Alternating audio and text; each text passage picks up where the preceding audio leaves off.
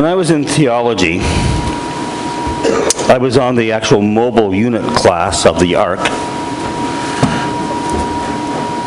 And when we docked, they sent us out into the world to preach, but we had these great preaching teachers. Did you know that? There's great teachers who teach how to preach. And they give you all these formal training in how to do a 3-point sermon and a dialogue sermon and all of that. And I generally break all the rules. And I'm going to do it again today. Because I've thought a lot about what it means to be a preacher, to the point that, you know, all my writing friends call me preacher. That's my writing name. My son calls me preacher, not Ian. Ian calls me Daddy. Brett was the one who actually tagged me as the preacher in the writing world.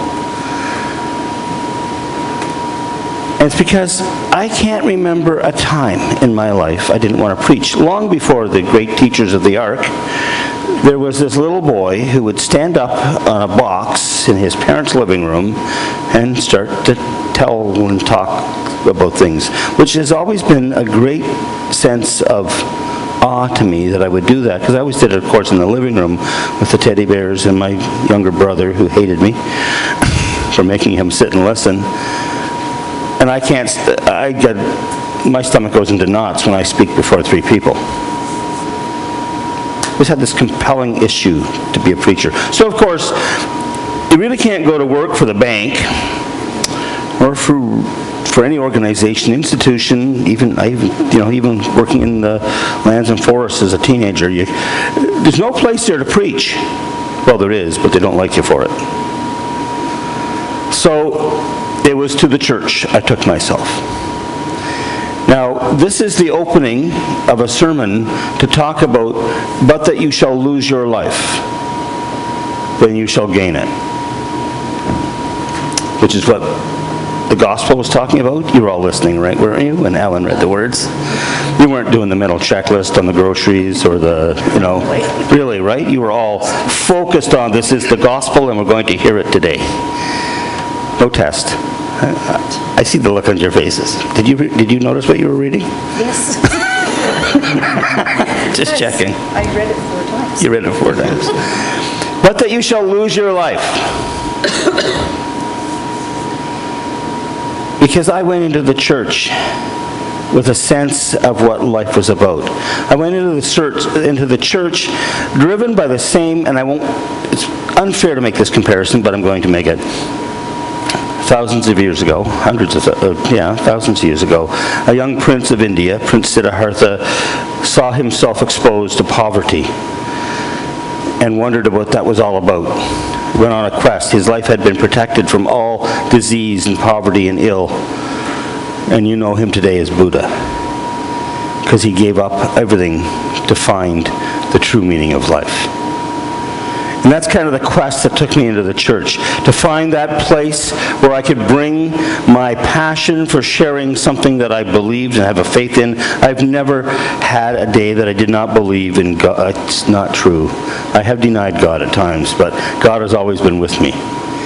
I grew up with pictures and images of, some of you may remember this. My parents had a thing on my wall, even from the earliest stage of it was called a bedtime prayer reminder. And it was a picture of a boy at a ship's wheel with Jesus over his shoulder.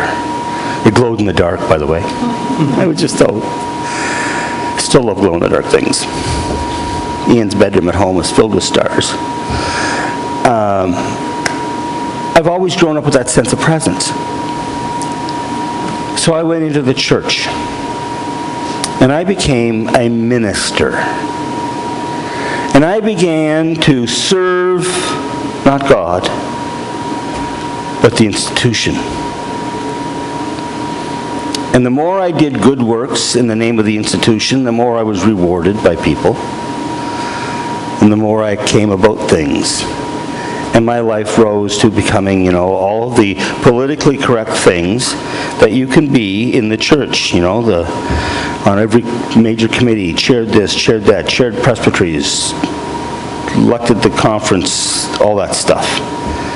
You do all those things and you arise at some sort of, you're there, right? You walk down the street, Some of you might have remembered me from my older days. The other day, though, I was sitting around, as I want to do, and playing with this thing, and I got listening to some of the music on here, and if you will share with me, I'm going to share with you a couple of the songs of my youth. You remember these?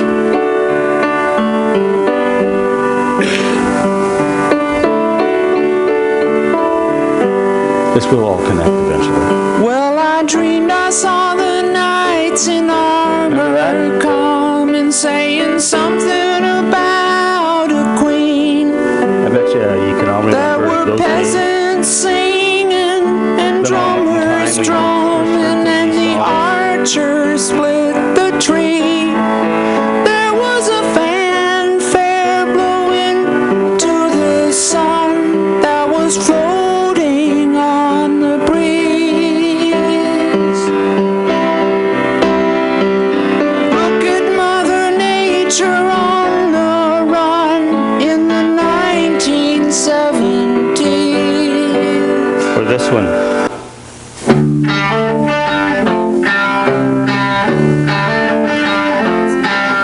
Remember this one?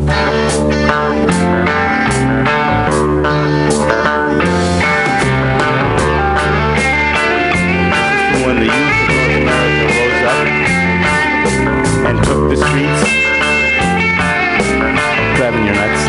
Okay. Remember this? The violence, the peace, love decade of the 60s. Taking back the streets for the name of love. That's the age and stage of life when I was going into this profession, with a sense that I would change the world, be a part of something great, and that the love of God would be echo from the walls, from the streets, the very rocks, the stones themselves would shout out. Last spring we played the Godspell movie here, and the music of the decade and the stage of the, and people tied into that. Even at this stage of life, most of us tie into that. And then I look at what I accomplished between the days I graduated from college till I arrived here. And I realized I finally got what that scripture meant. See, when we listen to the Bible, we kind of get to be literal about things. And we think, well, someone's got to actually die and then go to some spiritual heaven someplace. No. Sometimes we have to lose our life. Because we turn things into gods. In my case, it was the church. I didn't serve God, I served the church. I've discovered that's not the same thing.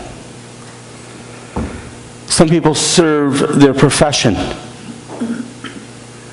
Some people make the acquisition of money their God. Some people it's pursuit of any number of activities. I know a few people make their animals their God, and some of us are close to being in the danger of making our families our God. We can take good things and do bad things with them because we lose sight of what we're really about. And there is a point in time in our life when we have to come to terms with what it means to actually serve God. What am I really here for? What is the true passion of my life? Any one of those things I've mentioned, family, money, church, work, all can be positive influences in your life if they are not the God of your life. If they are part of the expression of your love of God, of your faith in God, of your faith in the very love of Jesus Christ as revealed in all of humanity. But we have to be careful that we don't lose sight of what we're here for. Jesus was constantly being tempted, and as we go through the season of Lent, we start to hear more and more about the seasons of his temptation. I will make you king of all this. I will make you say the word, and all the people will no longer be hungry. Do whatever. All the temptations, he just had to acknowledge a different power. And we do that. And the road to selling out isn't a traumatic moment. It's a constant desire to do the right thing. How many people here get angry with politicians?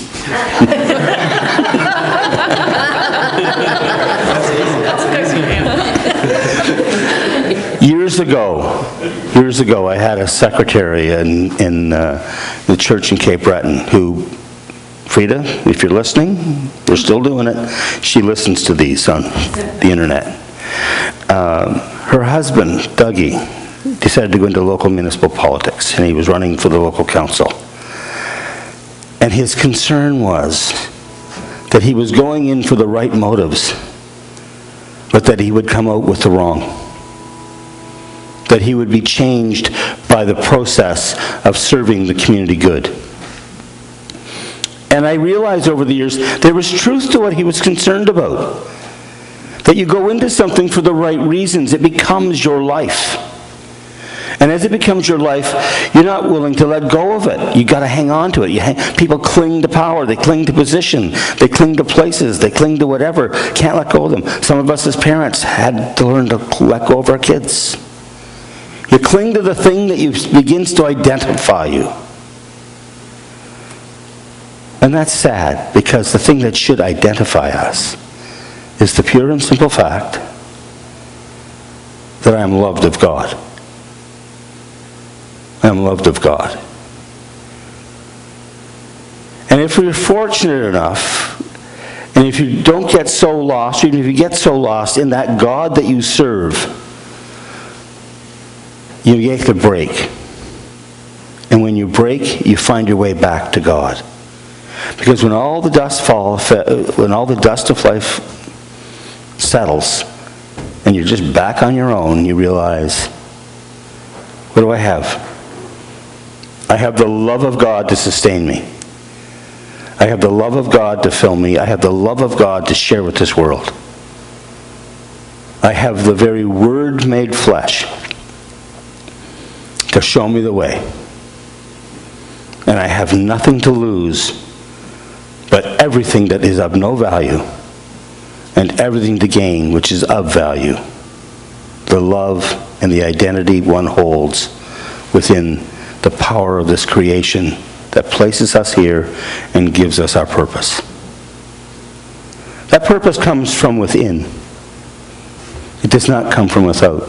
So, the music of my youth, with the passion of we're going to change the world, became this. If you will forgive me. All is precious and honey sweet. So you love this city and you love these streets. Every child out playing by their own front door.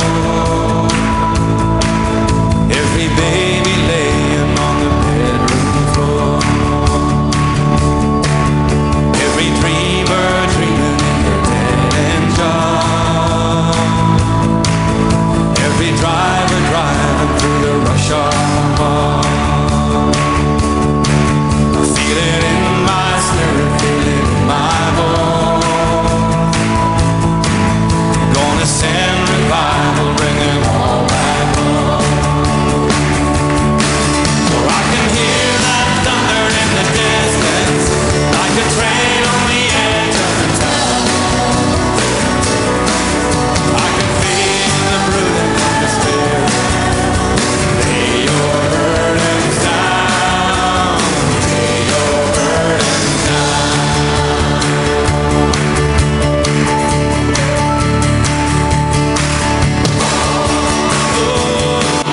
So do you get it? What he's saying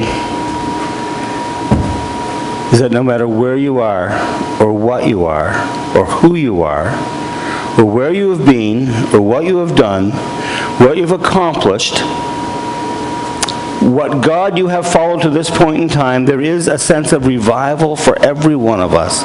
A revival of the spirit, a revival of the soul, a revival of life.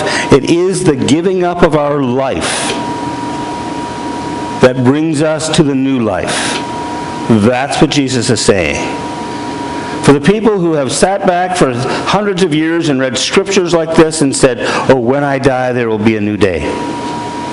Understand, if you're lucky, you will die tonight, and you will wake up tomorrow with a sense of revival, filled with a spirit of what truly moves you, truly nurtures your soul, truly gives you a sense of sharing God's love in this world, a sense of purpose, a sense of direction, which is ultimately a sense of hope and a sense of faith.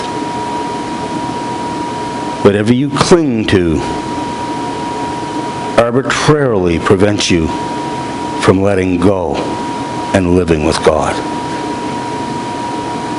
May you be blessed enough to truly find that life of revival that moves you from the innocence of a young soul to the wisdom of the ages.